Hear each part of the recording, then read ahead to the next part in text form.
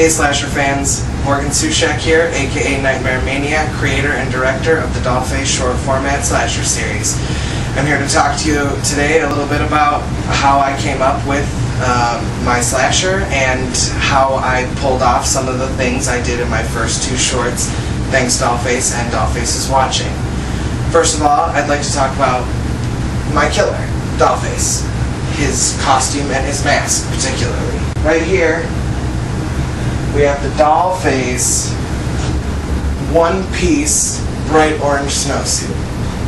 Now there's a story behind this. Actually, the costume started with the mask, but I'll get to that in a minute. I needed something that stood out, something that was different, and it just so happened that one day I was cruising around with my friend Sean Capero, who is my partner in crime / assistant director, who is also in the first Dollface short and the upcoming Dollface short, Dollface Slays. Well, we were cruising around town one day and drove past a garage sale, and I saw a cart full of jackets, and I thought, well, you know, I had the mask, I needed something for costumes, so I figured, what the hell, stop by and see what's going on.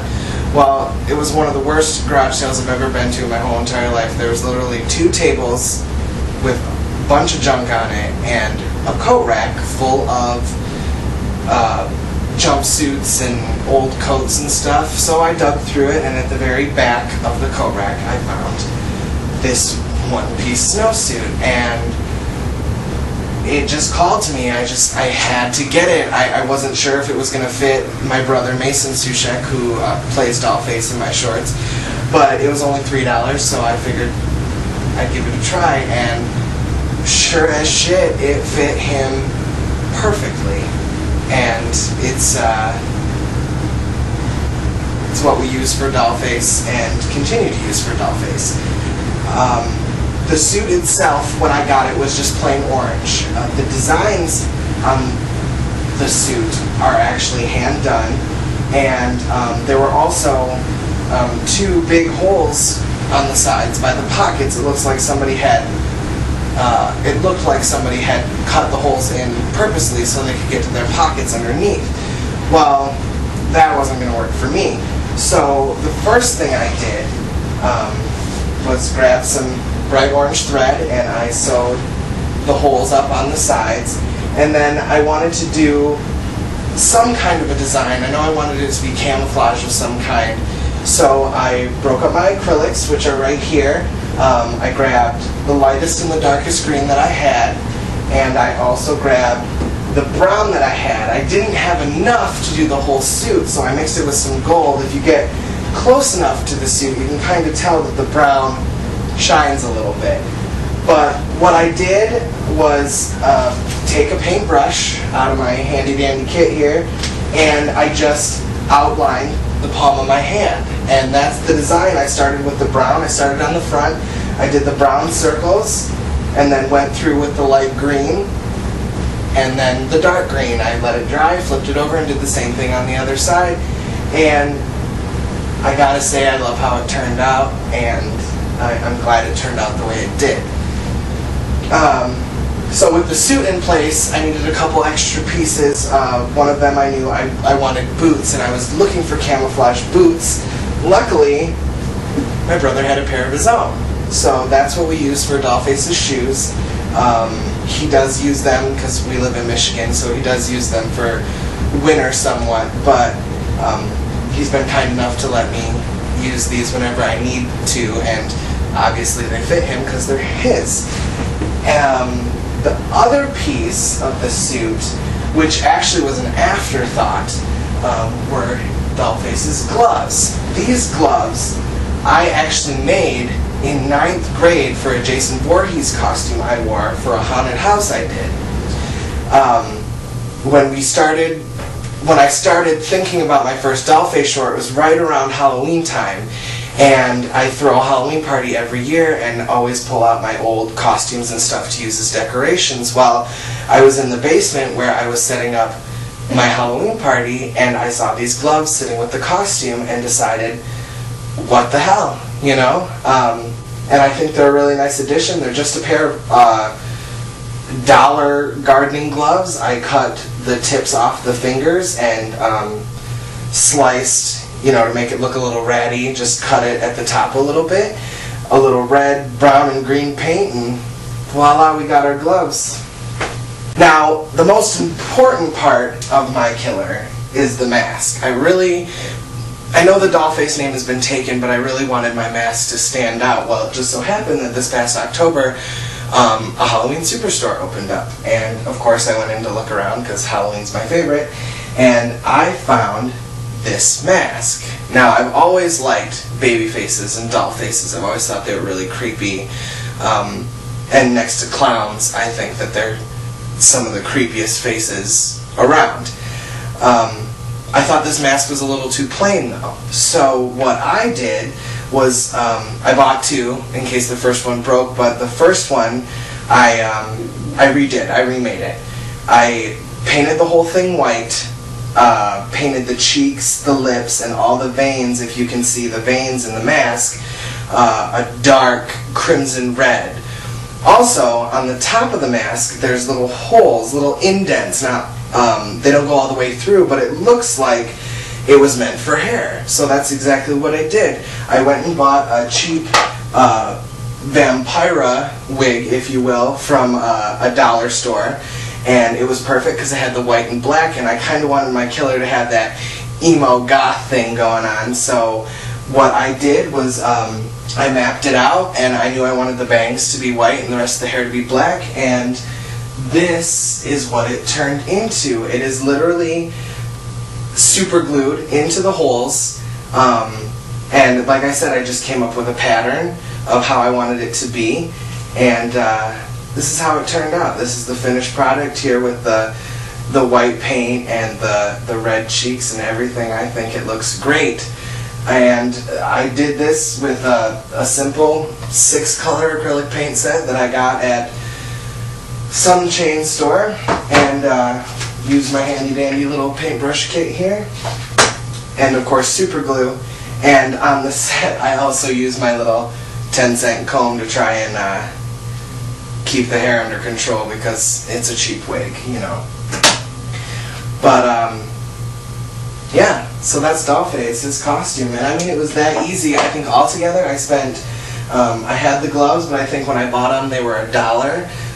The snowsuit was $3. The boots for my brothers, the mask, both the masks were about $4 or $5, so $10 for the masks altogether.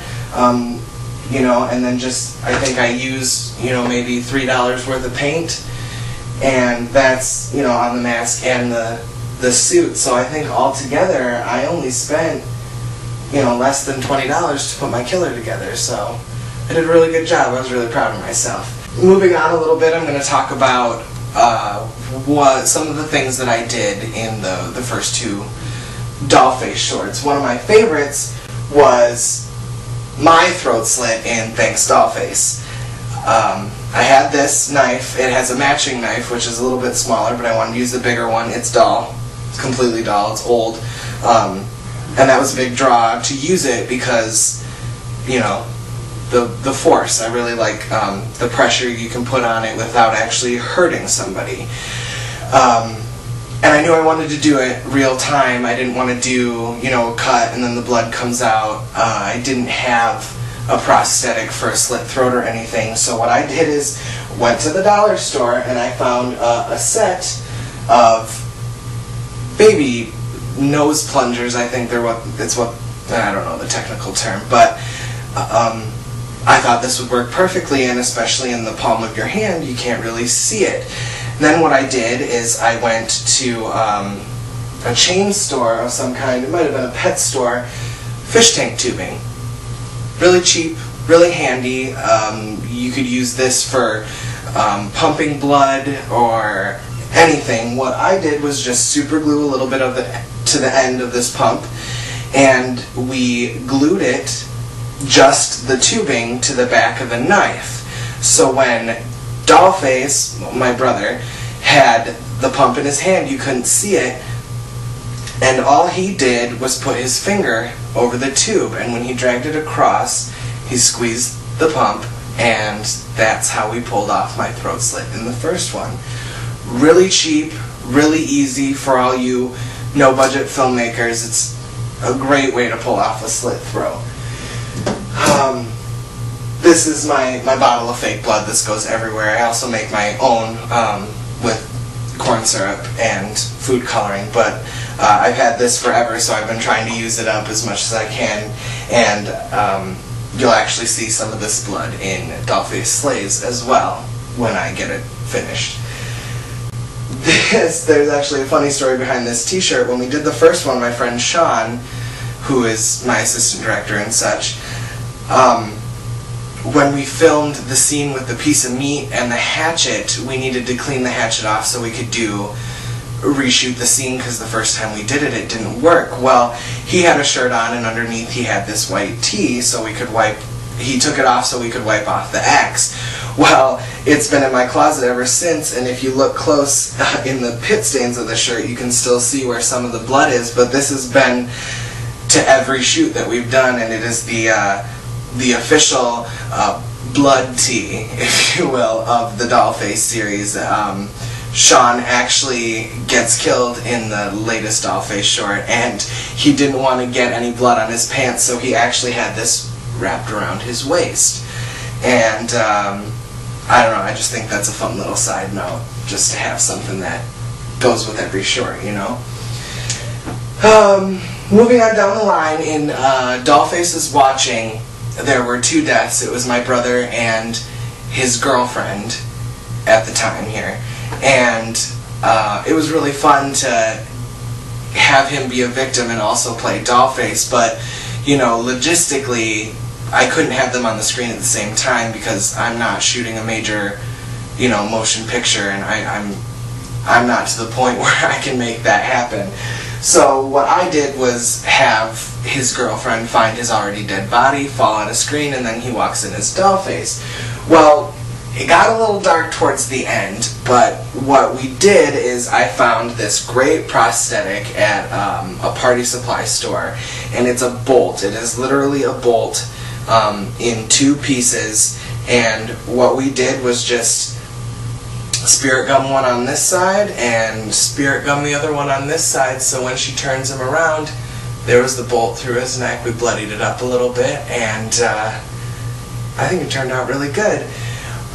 His girlfriend got the classic Michael Myers choke lift, and I really wanted to do that one because I had watched a behind-the-scenes thing on the Halloween series, and they talked about how they did that in the first one when Michael lifts up the boyfriend in the kitchen after he grabs a beer. They talked about how there were 2 people on either side and they had a bar, and he just you know, held himself up on the bar. Well, we were out in the middle of the woods and we didn't really have a whole lot of people. You know, I mean, it was me, my brother Sean, and my brother's girlfriend, and she's dying and my brother is killing her, so, you know, one of us was on the camera, and, you know, not just one of us could hold her up. So what we did is we found a tree, and we had a 2x4, and we nailed it to the tree, and we also had a footstool. So on the one shot where he's lifting her up, she was just stepping up onto the footstool, and in the shot where her feet are kicking, she is literally hanging from this 2x4 that we nailed into the tree, kicking her feet. And I think that one turned out really well. Also, an interesting story that goes along with that is how we got the nails. We just needed nails long enough to go through the 2x4 into the tree. That's it. So we went up to Ace Hardware in our small little town here, and they don't sell individual nails that long. They sell bolts and they sell screws, but you know, I didn't really want to sit there with a screw gun and try to screw it in. I had a hammer. You know, that's what I wanted to use. I just wanted a nail. So me and Sean were talking to the guy, and Sean said, you know, we just need a couple of nails. And he said, well, what do you need? And I said, well, I need a nail that can go through a 2x4 into a tree. And he said, well, let me see what I got. And he walked down the nail aisle, and he comes back with a box of nails, sets it on the counter, which was like right by that aisle, opens it up, pulls out a handful of nails, hands them to me and says, well, there's about 8 nails, put them in your pocket, I didn't see a thing. A couple more things here that I want to show off before I finish. This is my makeup tackle box. This is an old tackle box that I found in my basement, and it is two-sided, and I literally use it for all my makeup supplies. I've got, you know, the clown face paint and all my foundations and my fake blood and my spirit gum and my gray hair dye, and then this comes up here, and I got my color wheels. I've got all my eyeliners and my blush, you know, my powder for shininess. I've got all my sponges and my nose and scar wax, which is a lifesaver. I've got my cotton swabs, and I also have a couple of pamphlets that help me when I don't know what I'm doing. So this has gone everywhere. I do a lot of stage, so this comes with me to all my shows. And when I started doing the film, the short film deal, it just came along with me there too.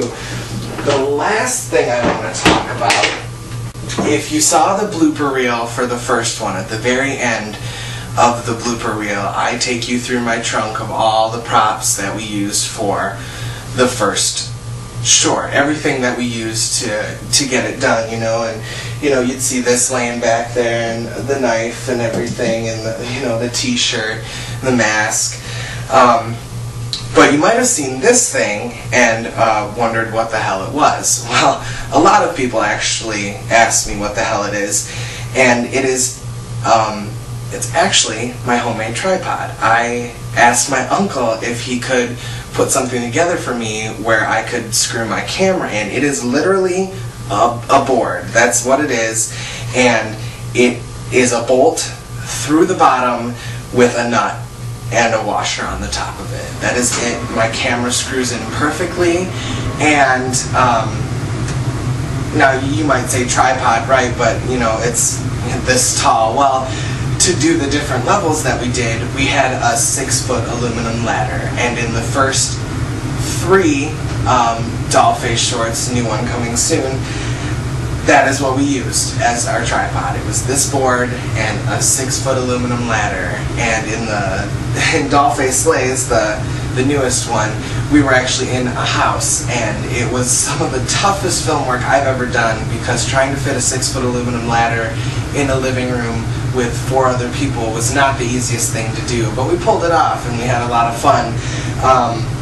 You're probably wondering how I'm filming this right now. Actually, since we finished filming Dollface Slays, in the editing process currently, Christmas hit and I got a bunch of Walmart gift cards, and that is where it went. So where the camera is sitting right now is on top of my new tripod, and I can't wait to film my next Dollface short with it. It's going to make it so much easier, I think, anyway. So that's my little tutorial, a little behind the scenes look at how I made Dollface come to life. I hope you enjoyed, and stay tuned for the next Dollface installment, Dollface Slays, coming soon.